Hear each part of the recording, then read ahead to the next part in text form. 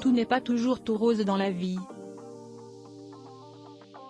Si c'était le cas, ça se saurait et l'existence serait bien plus simple pour tout le monde.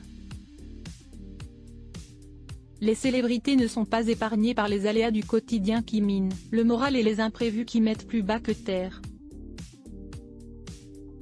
Anne de Petrini, comédienne et chroniqueuse télé, en a même fait un spectacle, son premier one-woman show intitulé La Quête, dans lequel elle se livre sans phare et sans tabou sur sa manière d'affronter les problèmes.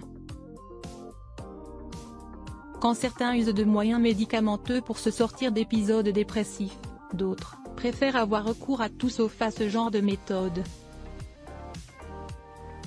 Ce qui fut donc le cas pour Anne de Petrini. Dans son spectacle, elle préfère d'ailleurs rire de ces situations complexes qui minent le moral. Je m'amuse de ces moments de vie où tu es prête à croire en tout pour apaiser ta douleur, souvent d'ailleurs après une peine de cœur. Et moi je l'ai fait, alors que je suis une fille cartésienne et construite. Après tout, n'est-ce pas prétentieux de penser qu'on maîtrise tout ? Loin de se faire prescrire pilule sur pilule pour aller mieux après un passage à vide, Anne de Petrini s'en est remis à ceux qui affirment lire dans l'avenir des autres. Et si elle avait parfaitement conscience que ces consultations n'étaient que du vent, la comédienne est certaine que cela lui a fait beaucoup de bien. Tout marche et rien ne marche. C'est ce qu'on fait spontanément qui compte. Je suis convaincue que travailler sur soi, quel que soit le moyen, est la seule façon d'évoluer dans la bonne direction.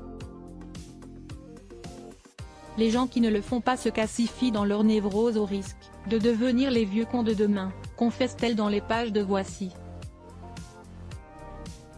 Consulter des voyantes, tout en sachant qu'elles me disaient ce que j'avais envie d'entendre, m'a permis de fonctionner sans antidépresseurs. Et d'en retirer des anecdotes hilarantes à raconter dans les soirées de copines, et sur scène.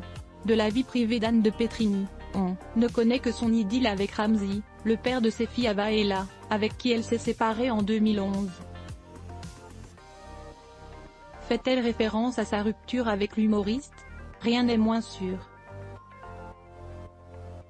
Elle avait en tout cas avoué que la séparation l'avait bien fait souffrir et pas que d'un point de vue amoureux, c'est arrivé à un moment où lui il explosait et moi c'était la fin de Canal. J'ai arrêté de travailler en 2002. Ça a été un peu plus compliqué pour mon ego parce que je n'étais plus à la télé, déclarait-elle l'année dernière dans l'émission de Jordan Deluxe. Et lui, il a vraiment une notoriété impressionnante. Dans la rue, à l'époque, il ne pouvait pas faire 3 pas. Point, il n'y avait pas la place pour 2.